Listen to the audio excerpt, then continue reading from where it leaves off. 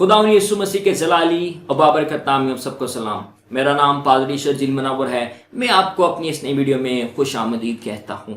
अक्सर हमने देखा है कि वालिदैन अपने बच्चों को मिरास में कोई चीज़ ज़रूर देते हैं, चाहे कोई जायदाद हो, चाहे कोई घर की बेहतरीन चीज़ हो, या फिर कोई सोना या कोई और चीज़ जो एक ख़ानदान की जो निशानी है वो ज़रूर अपने बच्चों को दी जाती है। आज हम इसी तरह की एक मिरास के ऊपर बात करेंगे, और वो मिरास कोई जिस्मानी चीज़ नहीं, कोई ज़मीनी चीज़ नहीं, बल्कि वो मिरास मेहरबानी की मिरास है। वो मिरास मेहरबानी की मिरास है। और इसके लिए आज हम एक हवाला देखेंगे जो है अमाल की किताब, उसका 9वां बाब और उसकी आयत 36वीं आयत से लेके 43वीं आयत तक हम इसको खास तौर पर देखेंगे। आइए खुदावंद के जिंदा कलाम में से इस हवाले को पढ़ते हैं। और याफा में एक शागिर्द थी, तबीता नाम, जिसका तर्जुमा हिरनी है। वो बहुत ही नेक काम और खैरात किया करती थी। और उन्हीं दिनों में ऐसा हुआ कि वो बीमार होकर मर गई और उसे नहलाकर बालाखाना में रख दिया। और चूंकि लुदा याफा के नजदीक था, शागिर्दों ने यह सुनकर कि पतरस वहां है, 2 आदमी भेजे और उससे दरखास्त की कि हमारे पास आने में देर ना कर। पतरस उठकर उनके साथ हो लिया। जब पहुंचा तो उससे बालाखाना में ले गए, और सब बेवाएं रोती थीं और उसके पास आ खड़ी हुई, और जो कुर्ते और जो कपड़े हरनी ने उनके साथ में रहकर बनाए थे दिखाने लगी। पतरस ने सबको बाहर कर दिया और घुटने टेक कर दुआ की।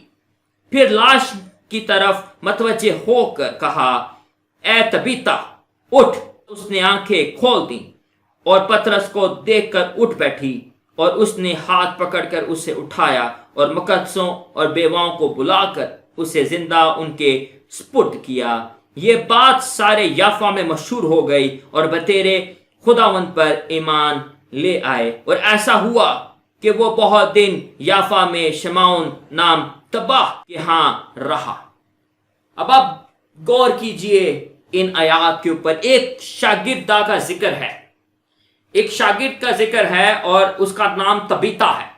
उसका तारुफ हमें आयत नंबर 36 में मिलता है, और लिखा है कि उसका नाम तबीता है, और उसके नाम के साथ उसके काम का भी जिक्र है। क्या लिखा है कि वो बहुत ही नेक काम और खैरात किया करती थी। वो नेक काम करती थी और खैरात किया करती थी। और फिर आगे लिखा है कि उन्हीं दिनों में ऐसा हुआ कि वो बीमार हो गई और मर गई, और मरने के बाद उसको नहलाकर बालाखाना में रख दिया गया। अब चूंकि जो शमौन पतरस है वो वहां पर करीब ही एक जगह पर अपनी खिदमत को सरअंजाम दे रहा था, तो वहां से उसके लिए कहला भेजा गया। शागिर्दों को पता चला कि वो वहां पर है, तो फिर उसको कहा गया कि तू इस जगह पर आ जा जहां पे ये खातून मरी है, और वो वहां पर आया। जब वो वहां पर पहुंचा तो हैरान कुन बात यह है कि वो जो तबीता जो मर चुकी है उसकी गवाही बेवाओं ने दी।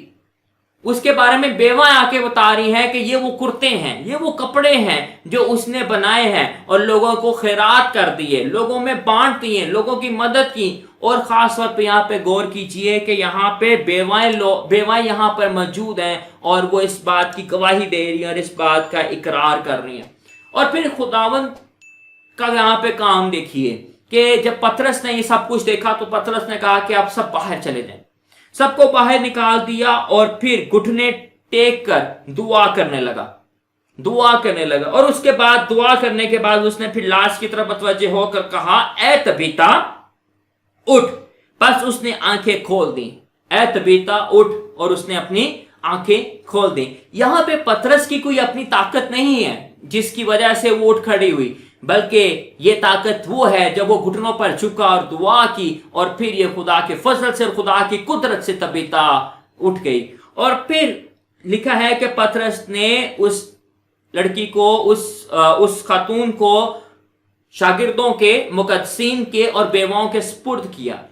اور اب غور کیجئے آگے چل کے کیا ہوا کہ یہ بات سارے یافا میں مشہور ہو گئی، یہ بات سارے یافا میں مشہور ہو گئی اور بطیرے خداوند پر ایمان لے آئے، بطیرے خداوند پر ایمان لے آئے۔ اب آپ غور کیجئے کہ پطرس، خاص طور پہ پولس اور باقی لوگ جو ہیں، ان کی خدمت سے، ان کے کاموں سے، ان کی خدمت سے بہت سارے لوگ مسیح کے پاس آ رہے تھے، لیکن یہاں پہ طبیطہ کا ذکر ہے جس کی خدمت کی وجہ سے بہت سارے لوگ خداوند کے پاس آئے، اور پھر جب موجزانہ طور پر وہ جی اٹھی تو اس کے بعد اس کی شہرت، اس کی سارا واقعہ جو ہے وہ پورے علاقے میں، پورے یافا میں پھیل گیا، اور بہت سارے لوگ اس کی خدمت کی وسیلے سے اور خدا کی قدرت کے وسیلے سے خداوند پر ایمان لے آئے۔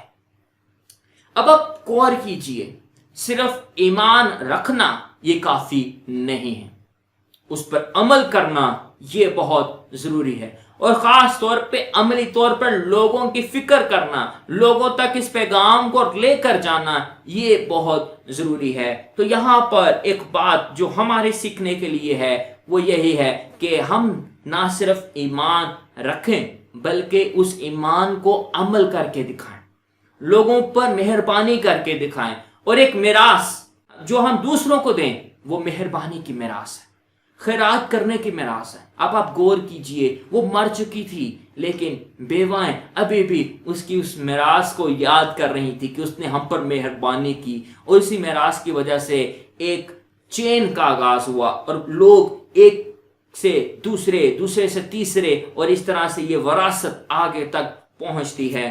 اسی لیے ہمیں خداوند کا کلام بھی واضح طور پہ بیان کرتا ہے کہ ہمیں بھی دوسروں کی خدمت کو کرنا ہے۔ اسی لیے مرکز کی انجیل اس کا 10واں باب اور اس کی 21ویں آیت میں واضح طور پہ لکھا ہے کہ ایک مسیحی کو کس طرح سے زندگی گزارنی ہے۔ مرکز کی انجیل اس کا 10واں باب اور اس کی 21ویں آیت اگر ہم دیکھیں تو وہاں پر لکھا ہے، یسوع نے اس پر نظر کی اور اسے اس پر پیار آیا اور اس سے کہا، ایک بات کی تجھ میں کمی ہے، جا جو کچھ تیرا ہے بیچ کر غریبوں کو دے دے، جو کچھ تیرا ہے غریبوں کو دے، تجھے آسمان پر خزانہ ملے گا، اور آ کر میرے پیچھے ہو لے۔ اب آپ غور کیجئے، اس نے کہا، خدا یسوع مسیح نے کہا کہ تجھ میں ایک کمی ہے، وہ کیا ہے؟ کہ تو اپنی برکت کو غریبوں کے ساتھ نہیں بانٹتا، تو اپنی مہربانی کو غریبوں کے ساتھ نہیں بانٹتا۔